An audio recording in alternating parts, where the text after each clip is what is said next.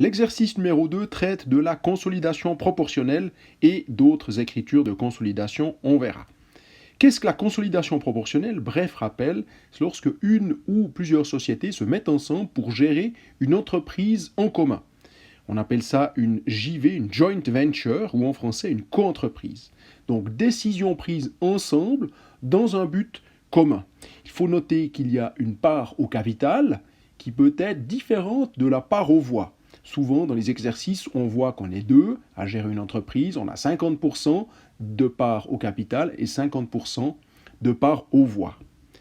Dans cet exercice, on a des informations, on nous indique que nous avons une société phi, donc T, la société phi est détenue à 100% par H, la holding, mais nous avons aussi une joint venture, qu'on va appeler JV dans l'exercice, que l'on détient à raison de 40%, donc 40% de part au capital. Les décisions sont prises communément avec les autres sociétés, mais la part au capital est de 40%.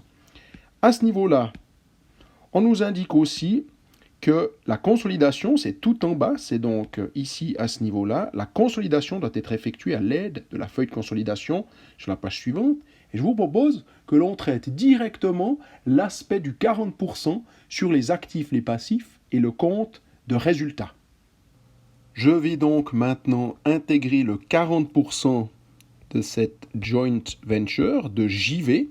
Je vais prendre tous les actifs et tous les passifs. J'ai 150 d'autres actifs à 40%.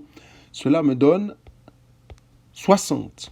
40% de 70, cela donne 28. Et je vais faire ça pour chaque position que je trouve au bilan. Donc 12, 20, 4 x 7, 28. J'ai de nouveau un 20 ici. J'ai 4 et j'ai 4. Cela me donne un total pour les deux colonnes de 88. Je vais faire exactement la même chose avec le compte de résultat. C'est-à-dire que je vais intégrer le 40% de JV qui là nous est indiqué à 100%. J'ai donc 160 de vente, j'ai 120, 4 x 5, 2, 40% de 85, cela me donne 34, et 40% de 10, cela me donne 4. Un total de 160. Ça, c'est la première chose à faire. C'est une aide à la résolution de l'exercice qui nous est indiquée ici. Je prends le 40% de tous les actifs et tous les passifs et le 40% de tous les produits et de toutes les charges. Revenons maintenant sur la donnée elle-même.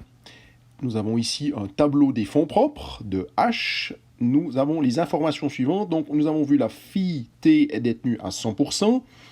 On a payé 90 le 1 du 1 2001 pour, au moment de l'acquisition, des fonds propres qui étaient de 70. Cela veut dire qu'on a payé 20 supplémentaires. Ce 20 s'appelle un goodwill. Donc on aura des écritures à passer pour ce goodwill au niveau de l'amortissement et de la consolidation de la participation et du capital. En ce qui concerne JV, nous avons fait l'acquisition de cette société le 1 du 1 2002 pour un montant de 48. Les fonds propres de JV au moment de l'acquisition étaient de 120. Nous avons acquis 40% des parts, c'est ce qui était indiqué ici, soit une valeur des fonds propres de 48, pas de goodwill à ce niveau-là.